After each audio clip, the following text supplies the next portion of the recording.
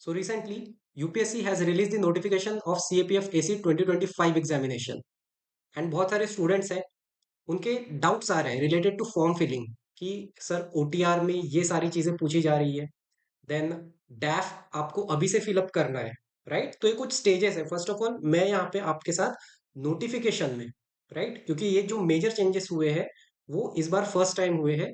तो first of all मैं आपको कुछ इंपॉर्टेंट चीजें आपके नोटिस में लाना चाहूंगा सो दैट आपका फॉर्म फिलिंग प्रोसेस थोड़ा सा इजी हो जाए, राइट? कि आपकी जो फोटोग्राफ है वो कैसी होनी चाहिए, डेट्स जो है, ठीक है, इस बार ये भी कहा गया है कि आपकी डेट्स भी मेंशन होनी चाहिए आपके फोटोग्राफ पे along with your name, right? बहुत सारे स्टूडेंट्स मुझे ये तक पूछ रहे हैं कि sir whether they are eligible और नॉट, राइट? तो ये कुछ चीजें जो आपके नोटिफिकेशन में दी गई है, जब मैंने इसे डिटेल में पढ़ा तो मुझे ऐसा फील हुआ कि ये सारी details you must know before you fill your form. एक दो दिन लेट हो जाएगा, चलेगा, राइट? बट मेक श्योर कि आपको बाद में दिक्कत ना हो। आपने हालांकि सुना ही होगा कि जब से पूजा खेड़कर का केस हुआ है, यूपीएससी हम एस्पिरेंट्स के ऊपर बहुत ज्यादा स्ट्रिक्ट हो चुका है। सारा डैफ प्रेफरेंस सब कुछ अभी से ही पूछा है। तो कुछ नोटिफिकेशन में ही हमें कुछ इन्फॉर्मेशन यूपीएससी ने बताई है, उसको मैं आपके साथ यहाँ पे शेयर करना चाहूंगा। So I would request you to watch this before you fill your application form, right? So first of all आपको याद रखना है कि जो हमारी लास्ट डेट है फॉर्म फिलिंग की, ठीक है, वो क्या है, 25 March 2025, right? So please, because first time कुछ मेजर चेंजेस यूपीएससी ने किए, तो आपको घाई गड़बड़ बिल्कुल नहीं करना है।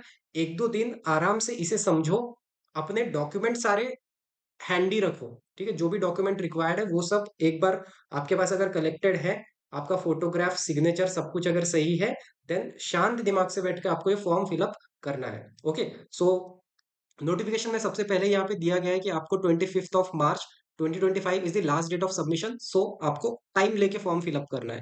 नेक्स्ट, यहाँ पे बोला गया है that it is essential that applicant to register himself herself first at OTR platform, ठीक है? तो यूपीएससी ऑनलाइन पे आप जाओगे, सो अगर से आप फर्स्ट टाइम यूपीएससी का कोई भी फॉर्म फिल कर रहे हो, राइट, रिसेंटली आपका अगर ये फर्स्ट टाइम यूपीएससी का एग्जाम है, तो आपको वन टाइम रजिस्ट्रेशन करना पड़ेगा, ठीक है? देन ये लाइफ लॉन्ग वैलिड होता है। अब क्वेश्चन आता है कि सपोज किसी ने अगर पहले सीडीएस का एग्जाम दिया है या सीडीएस का फॉर्म फिल किया है, किसी ने सिविल सर्विस का फॉर्म फिल किया होगा, ओके, देन उन्होंने ऑलरेडी ओटीआर पे रजिस्टर कर दिया है, तो उन्हें क्या करना है, अपना ईमेल या मोबाइल नंबर के थ्रू बस लॉग इन करना है। ओके, जैसे आप लॉग इन करोगे आपको एक ऑप्शन मिलेगा लेटेस्ट फॉर्म का, एंड वहां से आप अप्लाई कर सकते हो। तो आपको दो बार रजिस्ट्रेशन करने की जरूरत नहीं है। Is that clear? right? So here also it is mentioned if the candidate is already registered, he she can proceed straight away by filling up online application for the examination, ठीक है? तो second चीज आपको ये ध्यान में रखना है। तीसरा चीज ये बोला गया है कि the UP the option to change in OTR profile data shall be available till expiry of 7 days from the next day after the closure of application. In case आपके अगर ओटीआर में कुछ आपने गलत डिटेल्स फिलअप कर दिए, तो last date of application से 7 दिन तक करेक्शन विंडो ओपन रहेगा। उस विंडो के दौरान आप अपने जो भी करेक्शंस करना चाहते हो वो कर सकते हो, ठीक है? तो फर्स्ट ऑफ ऑल मैं ये चाहूंगा कि आपको उसकी नौबत ही ना पड़े, सो बी वेरी केयरफुल, ठीक है? ये फर्स्ट टाइम चेंजेस हुए हैं, इससे पहले ऐसा नहीं होता था। आपने इनफैक्ट ये भी सुना होगा कि इस बार का यूपीएससी का सिविल सर्विस का फॉर्म फिल करना खुद में ही एक बहुत बड़ा टास्क था, ठीक है? तो इन द सिमिलर मैनर थोड़ा हेक्टिक चीज हम सीएपीएफ वालों के लिए भी हुआ है, तो ये चीज आप ध्यान में रखोगे। नेक्स्ट, आपका जो नेम होगा, clear cut class 10th matriculation certificate में जैसा नाम है वैसा आपको as it is form fill करना है, राइट? सो कुछ आपको चेंजेस उसमें नहीं करने हैं, बिकॉज जब डॉक्यूमेंट वेरिफिकेशन होगा देन एडिशनल आपको कुछ डॉक्यूमेंट्स की रिक्वायर्ड ना पड़े। इस वजह से अभी से ही जैसा नाम आपके 10th स्टैंडर्ड में लिखा है सेम टू सेम आपको वहां पे कॉपी पेस्ट करना है। नेक्स्ट, अगर से जैसे होता है ना कि अगर किसी ने ओटीआर से रजिस्टर तो कर दिया बट अब उसे ना ईमेल याद आ रहा है, ना उसका मोबाइल नंबर याद आ रहा है, या हो सकता है कि उसका मोबाइल नंबर बंद हो गया या ईमेल आईडी का एक्सेस लॉस हो गया, तो उसके लिए भी आपको दूसरे या न्यू नंबर या न्यू ईमेल आईडी से जनरेट ना करना पड़े, उसकी भी सुविधा यूपीएससी ने आपको दी है, ठीक है? तो यहाँ पे क्या दिया है दैट अगर से candidate has lost access to her registered mobile number. First of all, जो आपका वन टाइम रजिस्ट्रेशन है, ये आप अपने मेल आईडी या मोबाइल नंबर के थ्रू एक्सेस कर सकते हो। अब लेट्स टेक अ केस कि आपका रजिस्टर्ड मोबाइल नंबर आपसे खो जाता है या बंद हो चुका है, तो उस केस में आप क्या करोगे, that he she has the access to her registered email ID. उस केस में आपके पास रजिस्टर्ड ईमेल आईडी तो होगी, राइट? तो आप क्या कर सकते हो, आप अपना मोबाइल नंबर चेंज कराने के लिए अपडेट कर सकते हो। ठीक है, आप अपना मोबाइल नंबर अपडेट कर सकते हो, and OTP will be send to your registered email ID. तो आपको ऐसा बिल्कुल नहीं करना है कि अगर आपका मोबाइल खो गया तो मैं डायरेक्ट न्यू ईमेल आईडी और न्यू मोबाइल नंबर से ही नया ओटीआर बना देता हूं। तो ऐसा बिल्कुल मत करो। आप अपना जो रजिस्टर मोबाइल नंबर खो चुका है, तो रजिस्टर्ड ईमेल के थ्रू मोबाइल नंबर अपडेट कर दो। इन द सिमिलर मैनर, अगर से जीमेल का एक्सेस खो चुका है, आपकी मेल आईडी का एक्सेस आपके पास नहीं है, तो मोबाइल नंबर के थ्रू आप न्यू ईमेल आईडी अपडेट कर दो। और वही यहाँ पे लिखा है that if he has lost access to her registered email ID, email ID का एक्सेस खो चुका है, तो आप रजिस्टर्ड मोबाइल नंबर के थ्रू अपनी न्यू ईमेल आईडी अपडेट कर सकते हो। ठीक है, तो ये दो पॉइंट बहुत ही प्रिसाइसली यहाँ पे मेंशन किया हुआ है।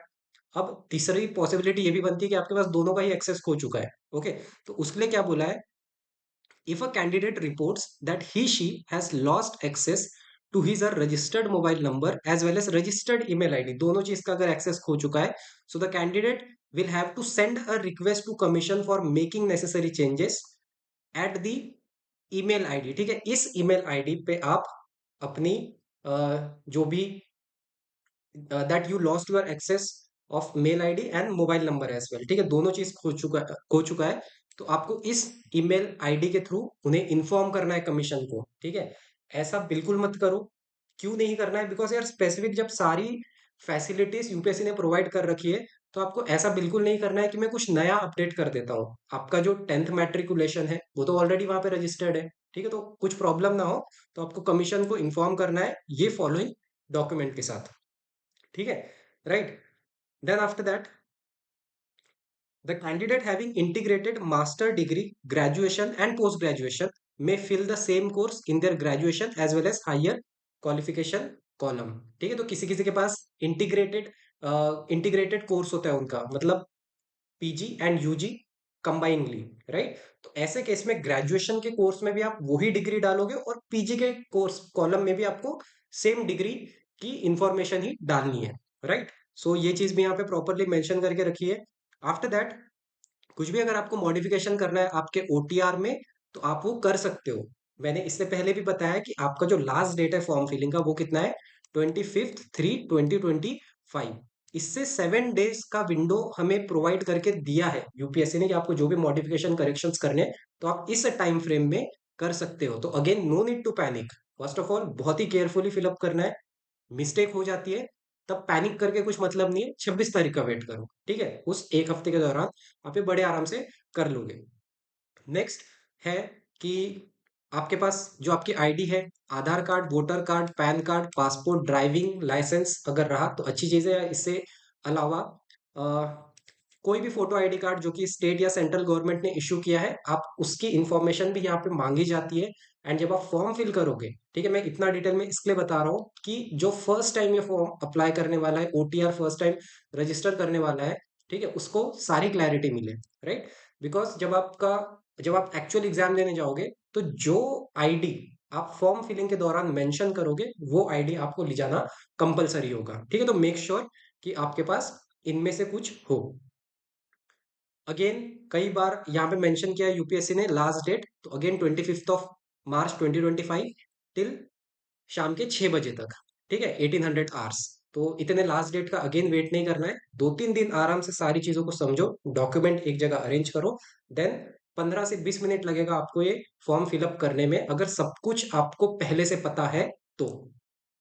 आफ्टर दैट, जो आपका एडमिट कार्ड है वो एग्जाम के एक हफ्ते पहले रिलीज किया जाएगा। ये हमारा आज का डिस्कशन नहीं होगा। देन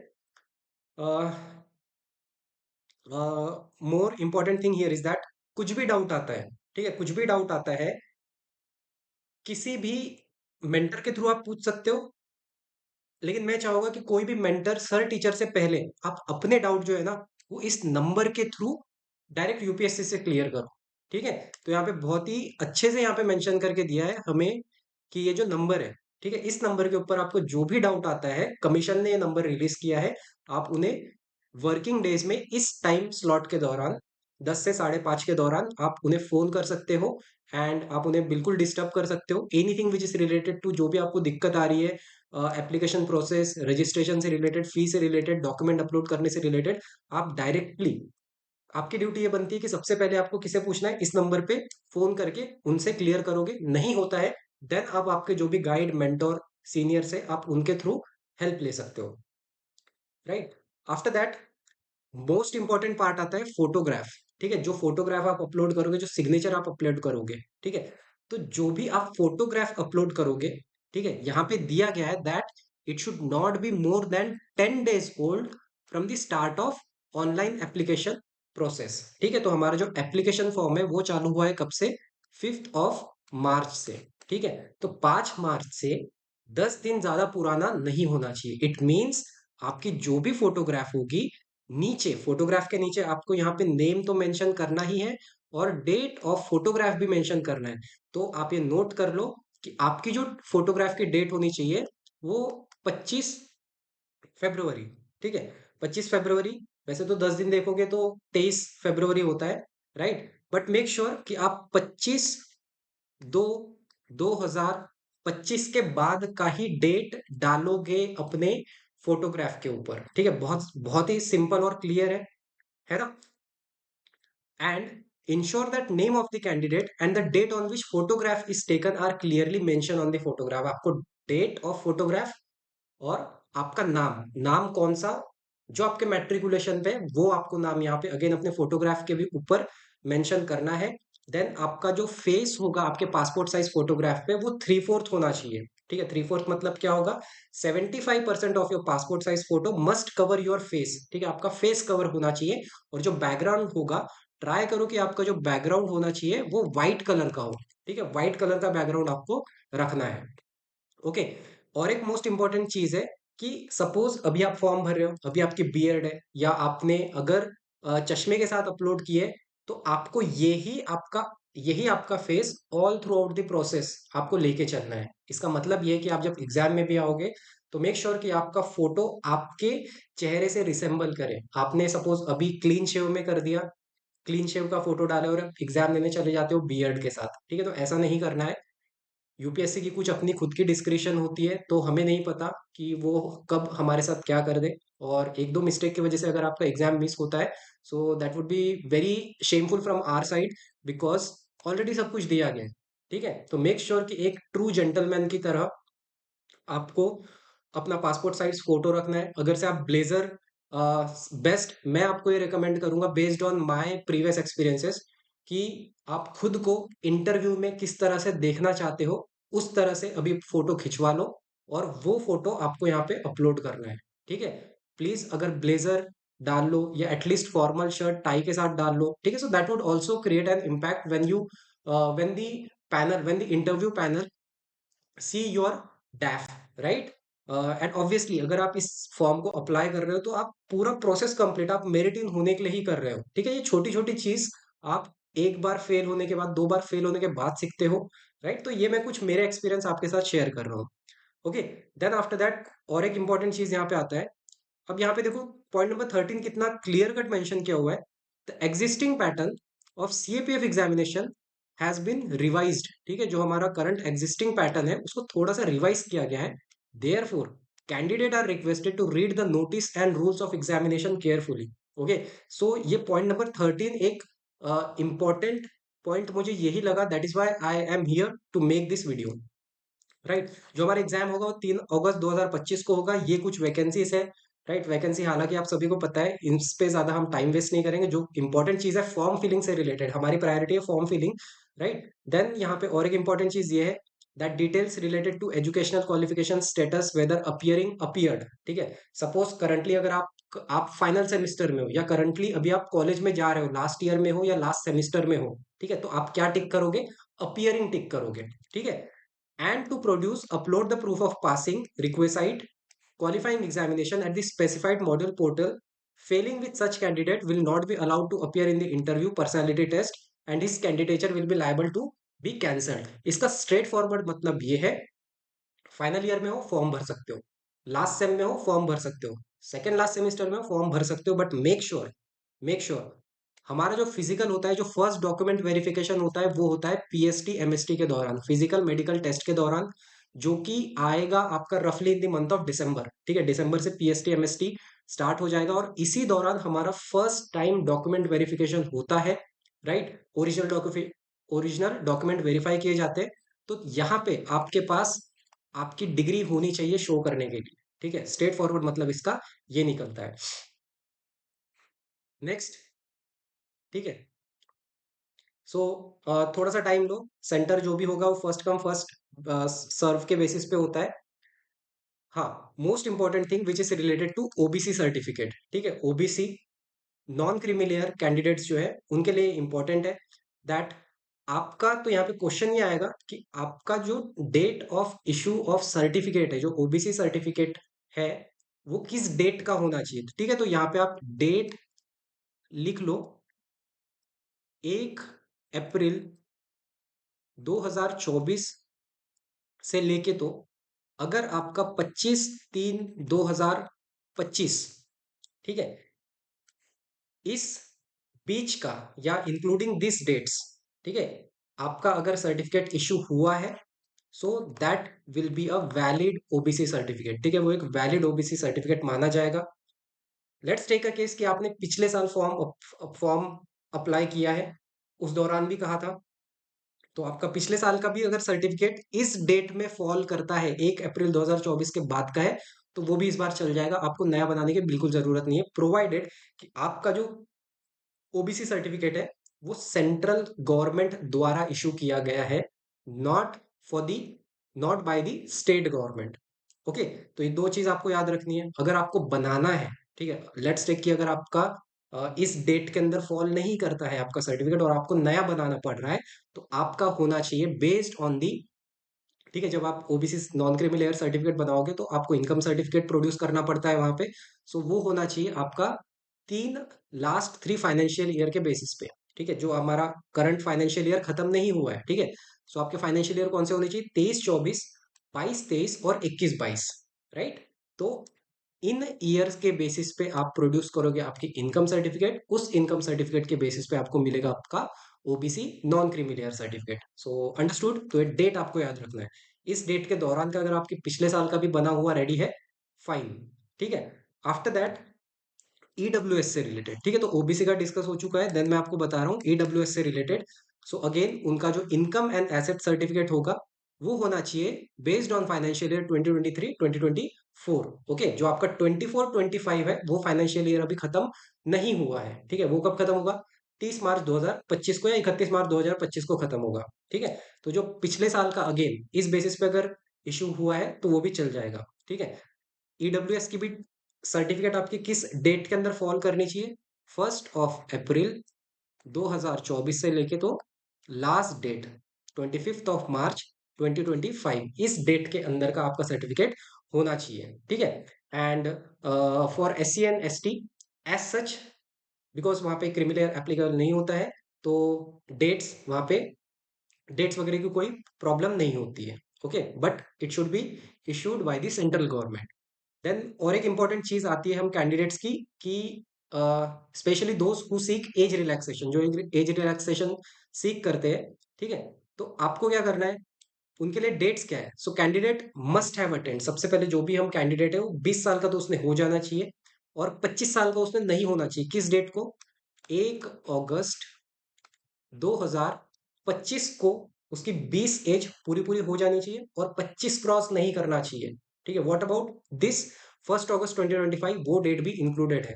ठीक है, आफ्टर दैट, हाँ, those who seek age relaxation, ठीक है, अगर आप एज रिलैक्सेशन सीख करते हो, उससे पहले आप यहाँ पे देख लो कि आपका जो डेट ऑफ बर्थ है वो second, this applies to the unreserve candidate, जो जनरल कैंडिडेट है उसके लिए अप्लाई होता है, that he should not born earlier than 2 अगस्त 2000, 2 अगस्त 2000 पहले से उसने डेट ऑफ बर्थ उसका नहीं होना चाहिए, और 1 अगस्त 2000 बाद 2005 के बाद का उसका हैप्पी बर्थडे नहीं होना चाहिए। नेक्स्ट आएगा रिलैक्सेशन टू एससीज एंड एसटीज, ठीक है, उनका कट ऑफ डेट क्या होगा? नॉट अर्लियर देन, ठीक है, नॉट अर्लियर देन 2 अगस्त 1995। अगर व्हाट इफ उसका डेट ऑफ बर्थ 2 अगस्त 1995 होगा, he is eligible to apply this exam. 1 अगस्त 1995 होगा, not eligible. Same for OBC, the deadline or the threshold date is 2nd August 1997, including 2nd August 1997. Those who seek relaxation under civilian central government servants, ठीक है, उनका भी क्या होना चाहिए? 2nd August 1995, right? So that's again, यहाँ पे dates भी क्लियर हो चुकी है। नेक्स्ट मैं आपको बताना चाहूंगा, ठीक है, सेम चीज जो ओटीआर है वो वन टाइम आप लाइफ टाइम में अप्लाई करोगे। इसके बाद भी अगर आपको सिविल सर्विस का फॉर्म भरना है, सीडीएस का फॉर्म भरना है, नेक्स्ट ईयर का सीएससी भरना है, तो आपको अलग से ओटीआर अप्लाई करने की जरूरत नहीं है, ठीक है। फॉर्म अगर कुछ मिस्टेक हो जाती है तो आप करेक्शन 7 डेज के दौरान कर सकते हो, हमारा फॉर्म की क्लोजिंग डेट के बाद के 7 days, right? Then next important thing is, हाँ, जब आप फॉर्म भरोगे तो फॉर्म जो है इस बार वो है हमारा 4 पार्ट्स में। वो 4 पार्ट्स क्या क्या है? फर्स्ट पार्ट जो होगा वो आपका होगा ओटीआर, ठीक है। ओटीआर में करेक्शन मतलब, ओटीआर में मिस्टेक मतलब करेक्शन कब करोगे? क्लोजिंग डेट के बाद में 7 दिन का विंडो होगा तब। सेकेंड पार्ट क्या होगा? तब आप भरोगे एप्लीकेशन फॉर्म, ठीक है, एप्लीकेशन फॉर्म। पार्ट 3 क्या है? डैफ, मोस्ट इंपॉर्टेंट, ठीक है, because of only this thing, क्योंकि इस बार आपका जो डैफ है वो अभी से आपको फिल करने के लिए बोला गया है। इस वजह से we all mentors, teachers advising you students that थोड़ा सा टाइम लो, थोड़ा सा बात करो अपने टीचर से, मेंटोर से, देन आपको प्रॉपर ये फॉर्म भरना है, ठीक है। रश करोगे, कुछ ना कुछ मिस्टेक हो जाएगी, ठीक है, अननोइंगली मिस्टेक हो जाएगी। दैट इज वाई, अंडरस्टैंड, सी, ठीक है। कुछ भी डाउट होगा, मुझे कांटेक्ट करने से पहले जो मैंने आपको नंबर बताया है यूपीएससी का, उन्हें कांटेक्ट करना है, राइट? तो ये कुछ चीज ध्यान रखोगे। And part 4 that is fee, photograph signature, exam centre selection, ये होगा आपका पार्ट 4 में। फोटोग्राफ अगेन मैंने आपको बताया है कि ट्राई करो कि आप खुद को किस तरह से इंटरव्यू में देखना चाहते हो, वो फोटोग्राफ आप अभी से पासपोर्ट साइज फोटो खिंचवा लो और वैसा खुद को प्रेजेंट करो, राइट? बियर्ड के साथ फोटो खिंचवाओगे, एग्जाम में जाते हो क्लीन शेव, में भी प्रॉब्लम हो सकती है, ठीक है। तो ऐसा बिल्कुल नहीं करना है। सेम फेस आपको थ्रू आउट जो 1 साल की आपकी जर्नी होने वाली है, पूरा इंटायर प्रोसेस आपका 1 से लेकर 1.5 साल का होगा आज की डेट से, ठीक है। तो पूरा आपको कैरी करके रखना है खुद को। फोटोग्राफ जो होगा आपको 20 KB से 300 KB के बीच का होना चाहिए, ठीक है, ये चीज आपको समझती है, ठीक है। लास्ट थिंग जो होगी आपकी सर्टिफिकेट से रिलेटेड, ठीक है। तो हाँ, तो ये कुछ इंपॉर्टेंट चीजें थी। इसके साथ यूपीएससी ने और एक इंस्ट्रक्शन नोटिफिकेशन रिलीज किया है, जिसमें मोर और लेस सारे पॉइंट्स मैंने ऑलरेडी कवर कर दिए हैं। बट एक बार अगेन इसको गो थ्रू मैं आपको करा देता हूँ, ताकि आपके मन में भी वो एक एंजाइटी ना रहे कि यार ये चीज तो हमने नहीं देखी, तो कुछ हमसे मिस तो नहीं हो गया, ठीक है। तो इसमें ऐसा अलग से कुछ नहीं दिया है। स्टार्टिंग डेट बताई गई है, क्लोजिंग डेट हमारी ये है। टोटल रफली हमारे पास 21 डेज है फॉर्म फिलअप करने के लिए। देन कुछ भी डाउट होता है इस नंबर पे कांटेक्ट करोगे वर्किंग आवर के दौरान, 10 to 5:30 PM के बीच में। वन टाइम रजिस्ट्रेशन जो है, नाम से ही पता चलता है कि लाइफ टाइम एक बार रजिस्ट्रेशन कर सकते हो। मोबाइल नंबर मिस हो जाता है, ईमेल आईडी से लॉगिन करके मोबाइल अपडेट करो। जीमेल का एक्सेस खो जाता है, मोबाइल नंबर से लॉगिन करके जीमेल अपडेट करो, दोनों खो जाता है। कमीशन को इन्फॉर्म करो, जो मैंने बताया है उस मेल आईडी पे, ठीक है, वीडियो के स्टार्टिंग में मैंने बताया है। फोटो आइडेंटिटी कार्ड जो होगा सेंट्रल गवर्नमेंट, स्टेट गवर्नमेंट द्वारा इशू किया गया होना चाहिए। आधार कार्ड चल जाएगा, ड्राइविंग लाइसेंस, पासपोर्ट, सारी चीज, पैन कार्ड भी चल जाएगा। मेक श्योर कि जब आप फॉर्म भरते टाइम जो भी डॉक्यूमेंट अपलोड करोगे, वो डॉक्यूमेंट, वो आईडी कार्ड आपको एग्जाम के दौरान लेके जाना पड़ेगा, ठीक है। हाँ, मोस्ट इंपॉर्टेंट चीज, फॉर्म रिजेक्ट होते हैं। आप जो फॉर्म फिलअप करोगे वो फॉर्म रिजेक्ट होते हैं छोटी छोटी गलतियों की वजह से, जिसमें अगेन नोट प्रॉपरली यहाँ पे मेंशन करके दिया है कमीशन ने, दैट जो मेजर रिजेक्शन है, ठीक है, फॉर्म जो आपके कैंडिडेट्स के फॉर्म रिजेक्ट होते हैं, बिल्कुल होते हैं, और कमीशन यूपीएससी इसकी पीडीएफ भी जारी करता है। ओके, सो इसकी नौबत हमें ना आए। मेक श्योर कि आपका जो फोटो क्वालिटी होगा वो बेकार फोटोग्राफ नहीं होना चाहिए, एक अच्छा सा फोटोग्राफ होना चाहिए. सो application being rejected on the ground of bad quality of submitted photograph, on the ground of bad quality of submitted signature, swapping of photograph with the signature, signature के बदले फोटोग्राफ अपलोड कर दिया, photograph के जगह signature upload कर दिया, form reject. Then submission of photograph only, कभी कभी क्या होता है कि फोटोग्राफ ही दोनों में अपलोड कर दोगे, या फोटोग्राफ अपलोड कर दिया, साइन अपलोड नहीं किया. ठीक है, तो ऐसा नहीं करना है. या हो सकता है कि आपने अपने डॉक्यूमेंट में किसी और का फोटो अपलोड कर दिया. ठीक है, होता है ना कि जब दो तीन दोस्त मिलके फॉर्म भरते हैं तो नहीं पता होता है. ठीक है, तो ये अगेन ये मिस्टेक नहीं करनी है. Then application rejected submission of signature only, no photograph submitted, या signature submitted at one place of photograph as well. ठीक है, कुछ ना कुछ आपने स्वैप कर दिया है. Application have filled all the details in online application form but failed to finally submit. ठीक है, तो मेक श्योर जैसा आपका पूरा प्रोसेस होता है आप उसे फाइनली सबमिट करोगे. फी पेमेंट, फी पेमेंट आपने कर दी बट, या फी पेमेंट करना आप भूल चुके हो. ठीक है, या फाइनली सबमिट नहीं किया फी पेमेंट करने के बाद, तो ये भी आपको केयरफुल रहना है आपको यहाँ पे. ठीक है, लास्ट डेट अगेन 25 मार्च शाम के 6 बजे तक. तो यही कुछ इंपॉर्टेंट डिटेल्स थी. बाकी सर्टिफिकेट रिलेटेड ईडब्ल्यूएस का भी मैंने बता दिया. That should be based on your financial year 2023 and 2024, विच जो कि आपका इशू होना चाहिए 1 अप्रैल 2024 के बाद से 25 मार्च 2025 के बीच का होना चाहिए. Same applies for OBC. ठीक है, ओबीसी का भी आपको सर्टिफिकेट उस दौरान का होना चाहिए. सो यही कुछ इंपॉर्टेंट चीजें थी. बाकी हाँ, ठीक है. अब एक चीज आती है कि आपकी जो कास्ट सर्टिफिकेट होनी चाहिए ना, क्योंकि बच्चे ये भी पूछ लेते हैं कि सर ये अपनी सर्टिफिकेट्स भेजते हैं और पूछते हैं कि सर ये चलेगा या नहीं चलेगा. अगर से आपके कास्ट सर्टिफिकेट के ऊपर ये चीज मेंशन की हुई है, क्या चीज, the form of the certificate to be produced by schedule caste and schedule tribe applying for the appointment to post under government of India. ठीक है, ये ऊपर लिखा होता है. अगर से ये लिखा है चल जाएगा. ठीक है, तो मेक श्योर कि आप ये चीज मैच कर लो अपने सर्टिफिकेट के साथ. अगर ये चीज मैच करती है it means it is valid. ठीक है, so that's all. Same for OBCs, OBC का सर्टिफिकेट पे भी लिखा होता है form of certificate to be produced by other backward classes candidate applying for appointment of post under government of India. ठीक है, तो ये चीज वहां पे लिखी हुई होगी. अगर ये लिखा हुआ है डॉक्यूमेंट के ऊपर हेडिंग पे, it means your certificate is valid. Again provided कि प्रॉपर डेट ब्रैकेट का इशू हुआ होना चाहिए. सो दैट्स ऑल. यही डिटेल्स थी. इसके अलावा कुछ भी आपको डाउट होता है, you can join the Telegram channel जिसका लिंक आपको डिस्क्रिप्शन में मिल जाएगा. कुछ भी छोटा मोटा डाउट फिर भी आ जाता है, इट्स बेटर कि अपने डाउट क्लियर करो देन फॉर्म अप्लाई करो. ठीक है, जो भी डाउट ऑफ बेनिफिट है वो खुद को मत दो. ठीक है, आई मीन खुद को दो, राइट, ताकि आपका फॉर्म लास्ट स्टेज पे ना आपको मॉडिफाई करने की जरूरत पड़े, ना आपको कुछ रिजेक्शन की नौबत आए. So that is all. Thank you so much. Study well. And yes, if you want to practice paper too अगर आपको प्रैक्टिस करना है, so we we have started a community जहाँ पे हम ग्रुप प्रैक्टिस करते हैं. मैं डेली बेसिस पे टॉपिक देता हूँ along with the model answer. You can write and self evaluate. So जो भी डिटेल्स होगी आपको टेलीग्राम चैनल पे मिल जाएगी. सो that's all. Have a good day. जय हिंद.